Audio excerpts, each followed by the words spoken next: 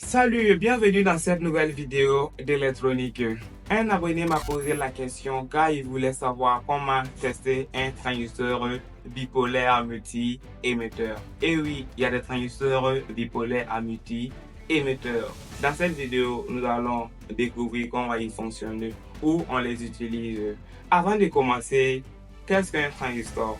Un transistor est un composant électronique actif puisqu'il est constitué de semi-conducteurs utilisés pour amplifier des signaux ou souvent comme interrupteurs. Ne vous inquiétez pas, nous allons découvrir dans cette vidéo. Et après cette vidéo, vous allez pouvoir tester n'importe quel type de transistor car je vais vous expliquer en profondeur comment s'effectuent les différents tests, comment nous procédons pour tester les composants. Il n'y a rien de compliqué, il faut juste savoir comment le composant fonctionne à l'intérieur. C'est ce que nous allons voir dans cette vidéo. Si vous êtes un nouveau sur cette chaîne, n'hésitez pas à vous abonner, de liker. Tronic Hack, on est ensemble.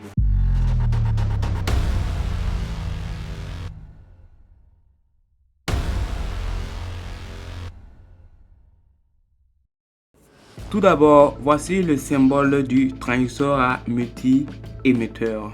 On voit les différents émetteurs. De rappel, ici nous avons la base, ici nous avons le collecteur et là nous avons les émetteurs. On voit que nous avons trois émetteurs, E1, E2 et E3. Voici le symbole. Et on retrouve aussi des transistors à deux émetteurs puisqu'il s'agit des transistors multi-émetteurs. Ici de nouveau nous avons la base ici nous avons collecteur et là nous avons les deux émetteurs. Voici comment les transistors sont branchés à l'intérieur. C'est tout simplement deux transistors qu'on a reliés. Là ici nous avons le collecteur des deux transistors qui sont reliés. Tous les deux bases aussi sont reliées et on a à la sortie notre émetteur, nos deux émetteurs ici, émetteur pour le premier transistor et l'émetteur pour le deuxième transistor. On utilise ce type de transistor pour réaliser des portes logiques. Exemple, nous avons cette porte logique là. Nous avons ces portes logiques. Il s'agit du circuit SN7400. Voici la table logique du circuit en question. La table logique, il s'agit d'une porte non et. Ici, nous avons A, B, tout simplement. Et aussi, ici, la barre signifie cette boule. Si vous voyez cette boule là, ça veut dire que ça inverse. Tout simplement. Là, nous avons les différentes entrées-sorties. Nous avons si A est égal à 0 et B est égal à 0, nous avons la sortie qui est égale à 1, la sortie qui correspond à X, ainsi de suite. Si nous voulons 0, il faut que les différentes entrées soient à 1 ici. Ce qui est le contraire de la porte logique E. Puisque au niveau de la porte logique E, ici, nous avons 0, 0, 0, plus 1. Ici, nous avons une porte logique E. Mais ici, nous avons une porte logique non E. C'est-à-dire qu'on a inversé la sortie. Si on relie les bases ici, les différents collecteurs, donc nous allons relier les collecteurs comme ça. Si nous faisons sortir celui-là et celui-là, nous aurons en tout un transistor multi-émetteur. Voici l'émetteur 1 et l'émetteur 2. Les bases et les collecteurs deviennent communes. Voici notre premier truc qu'on va analyser. Notre première porte logique qu'on va analyser. Je vais zoomer pour vous. Ici, si nous avons 1, 0, 0, ici je mets 0, 0, nous allons voir que le courant va passer tout ici. Je vais utiliser. Nous allons voir que nous allons avoir du flux comme ça. Si nous avons du flux comme ça, c'est-à-dire qu'ici, nous n'allons pas avoir assez de tension. Ici, nous allons avoir quelque chose de bloqué. Si celui-là est bloqué, nous n'aurons pas de tension ici. Ici aussi sera bloqué et le courant va passer ici. Si le courant passe ici, ce transistor sera saturé. Saturé veut dire que celui-là va devenir comme un interrupteur fermé. Nous avons un lien ici. Et si on mesure la tension entre là et là, nous aurons 1 volt. 1 qui veut dire 1 logique ou 5 volts. Ça dépend de l'alimentation qu'on a mis ici. Là, ça donne 0,0 est égal à 1 à la sortie. Et aussi, si nous avons ici 1 et 1, 0 ici, ça ne change pas. Ici, comme celui-là est relié à 0, le 0 c'est comme une masse virtuelle. On aura un courant qui va passer ici. Là, on n'aura plus rien. Si on n'a rien, celui-là devient comme un interrupteur ouvert.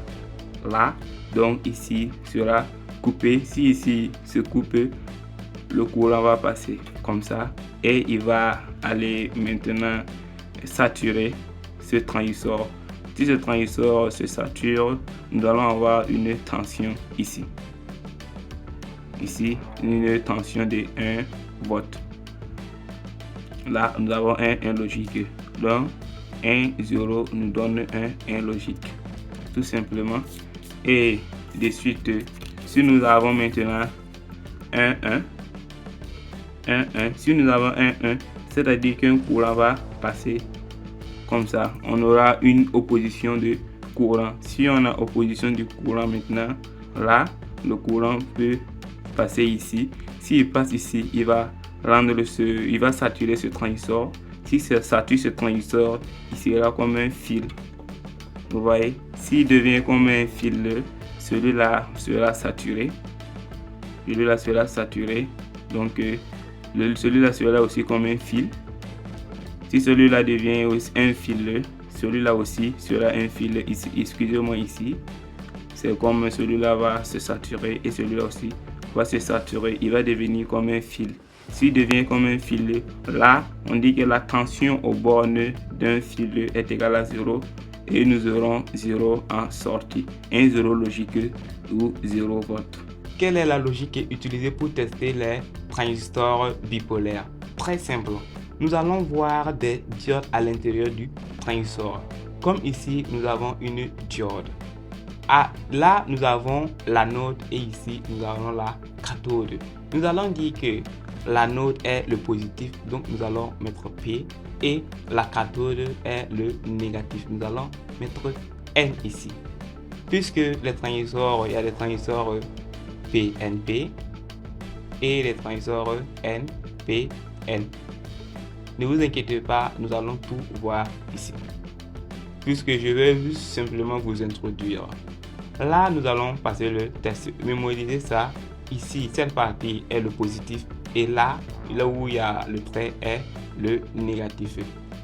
Si je lance la simulation, nous allons essayer de tester. Nous allons tester le transistor. Au niveau du multimètre, vous partez en mode diode, comme vous le voyez très bien ici. Vous prenez votre sonde, votre sonde positif, là, positif, puisqu'on a P. Vous venez, vous mettez au niveau de l'anode et prenez votre sonde négative, venez, vous mettez au niveau de la cathode. Nous faisons une lecture de 3,85 millivolts. C'est la tension de seuil. La tension de seuil est différente, ça dépend du semi-conducteur utilisé, du silicium ou du germanium. Je crois que le germanium est le 0,3 volts et le silicium est de 0,7 volts. Comme vous avez compris maintenant comment tester les diodes, nous allons passer maintenant au niveau du transistor. Et aussi, j'allais oublier, si vous inversez la polarité, vous ne devez rien avoir, vous allez avoir ON. Là, nous allons passer maintenant au transistor PNP. Ça, c'est le transistor PNP. Pourquoi? Ici, de rappel encore, si vous avez un transistor P, N, P, le P ici Dans le milieu désigne la base. Vous voyez qu'ici, nous avons N. Ici, nous avons N. Là, on a la base. Ici, ça peut être le collecteur et là, l'émetteur. Mais en tout cas, ce qui nous intéresse, c'est le milieu.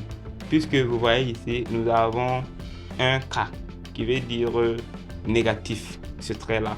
C'est pour ça que nous avons un N. Et là, nous avons les différents positifs PP. Pour faire le test, c'est aussi simple. Là, je disais que nous avons la base, collecteur, émetteur. Nous allons passer au test. Je vais allumer celui-là. Si je mets ou bien je pars en mode test de diode, je prends ici celui-là. Le positif, je le mets ici. Et le négatif, je le mets ici. Là, il s'agit des transistors PNP. Nous faisons une lecture de 757 millivolts ou bien 0,7 volts puisque nous avons cette tension de seuil additionnée à celui-là. C'est ça qui nous donne les 757. Et je vous ai dit qu'ici aussi nous avons un P. Là, si je reviens ici, on voit que nous réalisons le test proprement. Et que si nous inversions, nous devons avoir des OL. Là, si vous obtenez des valeurs, ça veut dire que votre transistor n'est pas bon. Là, c'est l'analogie que je voulais utiliser pour vous expliquer. Nous allons passer aussi au schéma simplifié du transistor. Ici, maintenant, nous avons NPN. Je vais écrire pour vous. NPN. Ici aussi, c'est valable. Le P est pour la base. Nous avons la base et celui-là peut être pour la cathode et le collecteur et celui-là peut être l'émetteur. En tout cas, le milieu est la base, le P. Ça veut dire qu'ici, nous devons mettre le positif de notre multimètre là et sonder ici avec nos différents noirs pour lire des valeurs. Je vais faire le test. Si j'active la simulation, je vais prendre le positif. Je mets d'abord en mode diode. Je prends le positif. Je le mets là. Le négatif, si je prends le négatif, je fais là. J'obtiens une valeur. C'est la tension de seuil de cette diode plus cette diode. Si je reviens en bas, j'aurai la même chose ici. Mais si j'inverse ici, comme ça, je ne dois rien avoir. Uniquement le rouge doit être uniquement au niveau de la base pour que nous faisions une lecture. Sinon, si vous faites une lecture à part comme cela, comme ça veut dire que votre transistor n'est pas bon. Votre transistor n'est pas bon, il est HS. Là, comme nous avons compris maintenant l'analogie de ça, nous allons là maintenant passer au vrai symbole de la diode. Vous allez voir que c'est très simple. Là, nous avons notre transistor. Je parlais du vrai symbole du transistor, pas de la diode, excusez-moi. Là, nous avons un transistor NPN, Bipolar Junction Transistor, donc BJT. Si vous entendez le nom BJT, ça veut dire que Bipolar Junction Transistor, comme vous voyez ici. Je vais refaire le même test. Je vais activer la simulation. Je vais passer en mode diode. Comme je vous l'ai dit, ici nous avons un transistor NPN. Donc le P est au milieu qui part au niveau de la base. Si je prends la sonde et je viens là, j'ai une valeur ici. La valeur est un peu différente puisque j'utilise le vrai symbole du transistor. Si je déplace le noir ici, je vais obtenir une autre valeur. Et si j'inverse, là, si je ne respecte pas la polarité, je vais rien avoir. Tout simple que ça. Je vais rien avoir. Là, vous savez maintenant comment tester un transistor. Je vais aller au niveau des transistors multi-émetteurs pour vous expliquer maintenant comment ça se fait. Grâce à l'analogie, grâce à l'analogie que nous avons fait, vous allez pouvoir savoir comment faire le test. Je vais activer la simulation. Ici, je pars en mode diode. Là, nous avons un transistor NPN. Le P est au milieu, donc le P est la base. Regardez ici, tous les bases sont connectés et tous les collecteurs sont connectés. Si je prends le rouge là, je viens au niveau de la base et celui-là, je viens au niveau du collecteur. On fait une lecture de la tension de seuil. Ça, c'est la tension de seuil qui est de 773 millivolts ou bien 0,7 ou bien 77 volts. Et là, nous avons un N. Ici, donc ça veut dire qu'au niveau des différents émetteurs, je dois avoir quelque chose. Là, entre base émetteur, j'ai une valeur. Et ici, si je déplace celui-là ici, je dois aussi avoir une valeur. Si je déplace celui-là ici, je dois aussi avoir une valeur. C'est ça. Voici maintenant, vous savez comment tester un transistor à multi-émetteur. C'est la même logique à suivre pour n'importe quel type de transistor bipolaire. Les transistors MOSFET vont venir après. Donc, abonnez-vous si ce n'est pas encore fait. Activez la cloche de notification pour ne pas rater la vidéo sur les transistors MOSFET. Merci à l'abonné qui a posé la question. Si vous aussi vous avez des questions et bien vous voulez comprendre quelques concepts d'électronique, n'hésitez pas à me poser un commentaire. Et si vous saviez ces techniques avant, ou bien si vous avez d'autres techniques, vous pouvez partager en commentaire. Tronic Hack, on est ensemble. Merci.